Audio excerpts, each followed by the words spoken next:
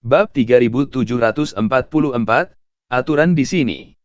Henjizi berpikir sejenak, dan kemudian berbisik, saya tahu tentang pelelangan, tetapi ketika Anda memasuki pelelangan, setiap orang harus membayar jutaan koin roh, jadi aku akan memberimu uang, bawa aku ke sana. Chen Ping tahu apa maksud Henjizi, orang ini tidak mau mengeluarkan uang. Ketika dia mendengar Chen Ping mengatakan ini, dia langsung tersenyum dan berkata, "Oke, aku akan membawamu sekarang, aku belum pernah masuk." Henjizi membawa Chen Ping untuk antar jemput melalui pasar, dan kemudian datang ke depan sebuah kuil, dan di gerbang kuil ini, dua pembudidaya kelas 7 dari alam kesengsaraan sedang menjaga. Melihat kekuatan penjaga ini, Chen Ping tidak bisa membantu tetapi menjadi sedikit terdiam. Dia semakin merasa bahwa pemilik di balik pasar bawah tanah ini tidak biasa. Melihat Henjizi dan Chen Ping datang, salah satu penjaga mengulurkan tangannya. Chen Ping tertegun sejenak, dan mesin dewa buru-buru berkata, "Berikan uang." Chen Ping kemudian mengerti, dan buru-buru mengeluarkan 2 koin roh emas ungu dan menyerahkannya. Melihat koin roh emas ungu, kedua penjaga itu mengelak ke kiri dan ke kanan, lalu mereka berdua melambai ringan pada saat bersamaan. Chen Ping dan mesin ilahi semuanya diselimuti aura misterius, dan aura ini seperti perisai aura, menyelimuti mereka berdua. Chen Ping sedikit mengernyit, secara naluriah ingin melawan. "Jangan bergerak, tidak apa-apa, ini untuk mencegah nafas bocor, dan mereka yang masuk tidak diperbolehkan mengekspos nafas, lalu mengubah penampilan mereka, sehingga mereka tidak akan tahu siapa itu siapa. Karena ada beberapa hal dalam lelang ini yang bernilai banyak uang, dan ini dilakukan untuk keselamatan pembeli, dan jika mereka menjadi sasaran, itu tidak terlalu berbahaya." Chen Jizi mengikuti Chen Ping dan berbicara tentang aturannya. Ketika Chen Ping mendengar ini, dia menyadari bahwa ini untuk melindungi kepentingan pembeli.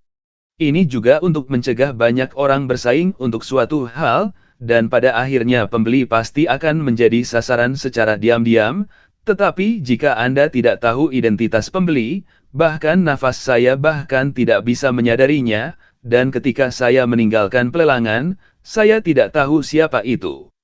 Chen Ping mengikuti mesin dewa ke aula, dan sudah ada banyak biksu yang duduk di dalamnya saat ini, tetapi penampilan para biksu ini nyata atau salah, jadi belum tentu. Chen Ping mengikuti Henjizi untuk menemukan posisi belakang dan duduk, menunggu dengan tenang. Setelah sekitar 10 menit, beberapa biksu lagi masuk satu demi satu.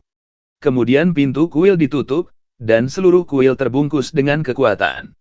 Ketika saatnya tiba, pelelangan akan dimulai, dan beberapa dari Anda adalah orang tua, dan beberapa pendatang baru, jadi saya akan menjelaskan aturannya lagi. Semua barang bernilai barang paling mahal, tidak ada yang tahu identitas Anda di sini, jadi jangan berharap untuk menggunakan identitas Anda untuk menghalangi orang lain. Apakah Anda seorang kultivator biasa-biasa atau sesepuh sekte, Anda akan diperlakukan sama di sini. Lelang ini hanya mengakui uang, bukan orang, dan tidak ada yang harus berpikir untuk membuat masalah di sini, jika tidak mereka akan menanggung konsekuensinya. Seorang lelaki tua berambut putih berjalan perlahan ke atas panggung dan berkata dengan nada yang sangat dingin. Orang tua ini tidak menyembunyikan auranya, dan kekuatan puncak alam kesengsaraan tidak diragukan lagi terungkap. Mungkin ini juga untuk lebih menghalangi orang-orang di tempat kejadian. Kata-kata lelaki tua itu memang sangat berguna, dan pemandangan yang sedikit berisik barusan menjadi sangat sunyi saat ini. Melihat semua orang benar-benar diam, lelaki tua itu melanjutkan, "Ada juga aturan kami di sini, yaitu, jika Anda membeli dan pergi, Anda tidak akan kembali atau bertukar. Sebelum memotret, Anda harus melihat sendiri nilai barang tersebut. Jika Anda merasa itu sepadan,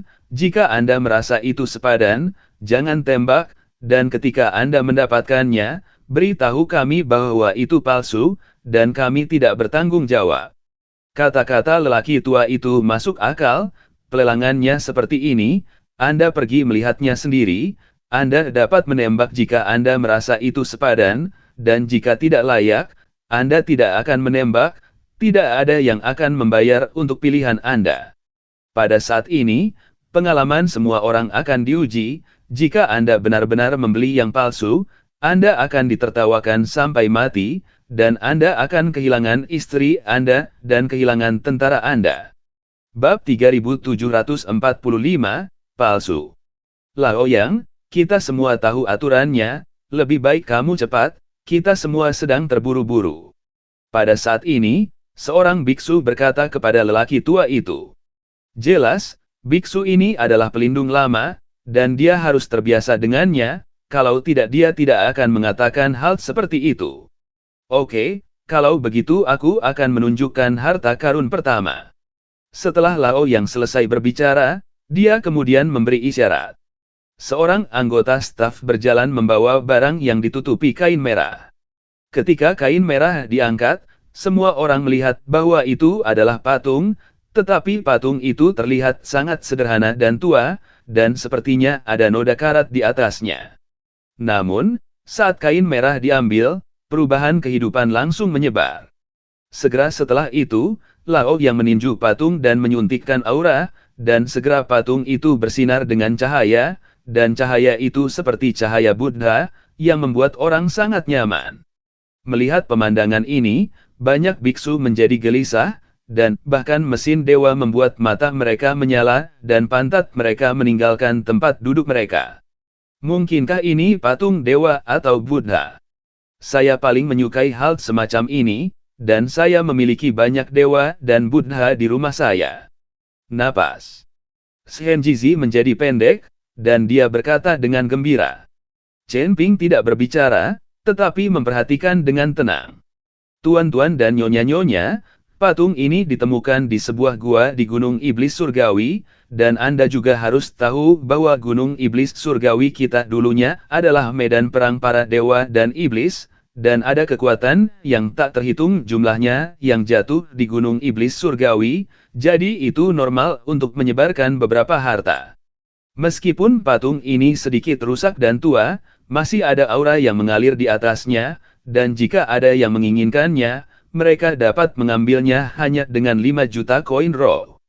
Tentu saja, yang dengan harga tertinggi akan memilikinya, dan jika seseorang menaikkan harganya, tidak apa-apa, dan harga cadangannya 5 juta.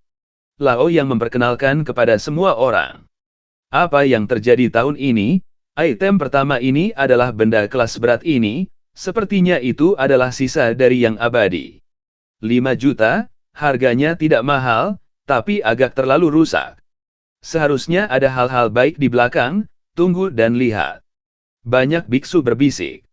Tapi Chen Jizi mengangkat tangannya sedikit tidak sabar dan berkata, saya akan memberikan 5 juta. Chen Ping memandang Chen Jizi, pria serakah ini, dia tidak berharap menjadi murah hati, patung rusak ini, dia menawar tanpa ragu-ragu. Chen Ping melihat patung itu, dan dia tidak bisa membedakan yang asli dari yang palsu, lagi pula, mereka semua terlindung dari nafas mereka, dan mereka tidak bisa memancarkan akal ilahi untuk menyelidiki, dan mereka tidak bisa melihat apa-apa hanya dengan melihatnya dengan mata telanjang. Benda palsu ini, seseorang benar-benar menginginkannya.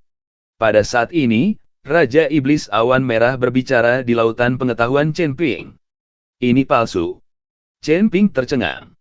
Tentu saja, di mana dewa dan Buddha seperti ini, dan cahaya barusan bukanlah cahaya Buddha, sekelompok orang yang tidak tahu pasti tidak melihat cahaya Buddha yang sebenarnya.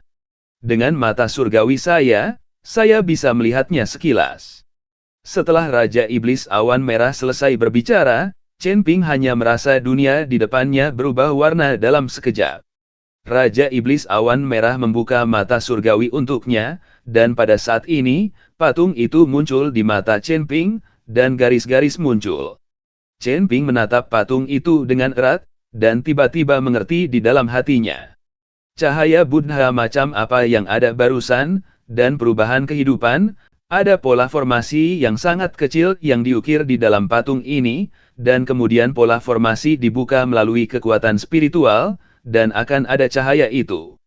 Karena pola-pola ini ada di dalam patung, mereka tidak dapat dilihat dengan mata telanjang saja. Melihat patung Buddha palsu, Chen Ping tiba-tiba menjadi waspada. Sepertinya pelelangan ini akan memenjarakan nafas mereka dan mencegah orang mengungkapkan nafas mereka, bukan karena alasan keamanan, seharusnya nyaman bagi mereka untuk menjual barang palsu. Bagaimanapun, tidak ada dari mereka yang dapat memancarkan aura ilahi untuk diselidiki, tetapi sulit untuk membedakannya dengan mata mereka, jadi dengan cara ini, mereka dapat secara terbuka menjual barang palsu, dan mereka tidak perlu takut ketahuan. Bab 3746, Kapitalis Jahat. Benar saja, darah setiap kapitalis itu kotor. Chen Ping tidak bisa membantu tetapi merasakan ledakan penghinaan di dalam hatinya. Orang yang bisa membuka pasar bawah tanah semacam ini, serta lelang semacam ini, pasti mengejar uang. Karena ini untuk uang, maka itu akan menjadi tidak bermoral. Ini mungkin sifat manusia. Saya akan memberikan 6 juta. Seseorang juga mengangkat tangan dan menawarkan kode tawaran. Ini membuat Chen Jizi sedikit mengernyit, dan jantungnya berkedut. Namun, melihat patung Buddha di depannya, Chen Jizi hanya bisa mengangkat tangannya lagi dan berkata, saya akan memberikan 7 juta. Chen Jizi mengertakkan gigi dan menanyakan harganya kali ini, jika dia tidak terlalu menyukainya, tidak mungkin baginya untuk terus menawar. Aku akan memberikan 8 juta. Pria itu melirik dewa dan berteriak ke atas lagi. Mata Chen Jizi melebar, dan dia akan bergerak, tetapi dia ditarik dengan keras oleh Chen Ping. Kali ini, dia hampir menarik mesin dewa ke tanah. Chen Jizi memandang Chen Ping dengan bingung, dan Chen Ping berbisik, jangan berteriak, patung Buddha ini palsu. Palsu. Chen Jizi tercengang. Namun, kalimat ini langsung menarik perhatian banyak orang, dan Chen Jizi buru-buru merendahkan suaranya dan berkata, bagaimana kamu tahu itu palsu? Jangan khawatir, toh itu palsu, patung Buddha ini memiliki pola formasi kecil di tubuhnya, selama diresapi dengan kekuatan spiritual, itu akan membuka pola formasi dan memancarkan cahaya yang mirip dengan cahaya Buddha. Chen Ping mengikuti mesin dewa dan berkata. Ketika Chen Jizi mendengar ini, dia memandang Chen Ping dengan tidak percaya, tetapi dia tidak menggunakannya untuk berteriak. Yang tua memandang Chen Jizi dengan tenang, seolah-olah dia sedang menunggunya untuk menawar, tetapi setelah menunggu beberapa saat, melihat bahwa Chen Jizi tidak menawar, Lao yang hanya bisa mengumumkan dengan keras, karena tidak ada yang menawar, maka patung ini 8 juta tembakan. Namun, setelah selesai berbicara, mata Lao yang menatap Chen Ping sedikit tajam. Jelas, Chen Jizi tidak terus menaikkan harga, itulah alasan Chen Ping, Lao yang bukan karena mesin dewa tidak menaikkan harga, tetapi dia sedikit bingung, bagaimana Chen Ping tahu bahwa patung Buddhanya palsu tanpa mengungkapkan nafasnya, dan menggunakan akal sehatnya untuk menyelidiki. Bisakah dibedakan dengan mata telanjang saja? Yang tua ini sama sekali tidak tahu bahwa Chen Ping dapat melihat sekilas bahwa itu palsu dengan mata langit. Kemudian harta karun lain diangkat. Latihan tidak lengkap macam apa, ramuan yang ditinggalkan oleh makhluk abadi, dan pil binatang ilahi, segala macam hal. Namun, Chen Ping melihatnya dengan mata surga, kebanyakan dari mereka palsu, dan tidak ada suasana kuno sama sekali. Tetapi ada banyak bhikkhu, dan mereka menawar untuk itu. Chen Ping juga tidak berdaya, sekarang mereka di penjara, terus terang, mereka buta, dan mereka tidak dapat melihat hal-hal palsu, tidak ada cara untuk membedakan mereka. Atas nama keamanan, tampaknya lelang ini skam. Hati Chen Ping dingin, dia tahu bahwa ini akan terjadi, jadi dia tidak akan datang, menyia-nyiakan 2 juta koin roh dengan. Chen Ping bangkit dan berencana untuk pergi, buang-buang waktu di sini. Tuan-tuan dan nyonya-nyonya, hal berikutnya ini adalah harta langka, dan saya yakin tidak ada yang bisa melihatnya. Kalimat Lao yang berikutnya membuat Chen Ping, yang hendak pergi, berhenti lagi. Chen Ping duduk kembali di kursinya, ingin melihat apa itu, tidak ada yang pernah melihatnya. Saya melihat seorang anggota staf berjalan dengan kotak kayu di kedua tangan. Kotak kayu itu ditutupi dengan amplop merah, dan setelah menyimpannya dengan lembut, staf mundur. Laoyang, di sisi lain, dengan lembut menarik sudut kain merah dengan satu tangan, dan kemudian berkata, "Semuanya, lihat dengan mata lebar, saya berani mengatakan, bahwa tidak ada di antara Anda yang pernah melihat harta karun semacam ini. Laoyang, cepatlah, jangan jual Guanzi, semuanya terburu-buru." Seorang biksu berteriak keras. "Bagus." Laoyang berteriak, lalu membuka kain merah.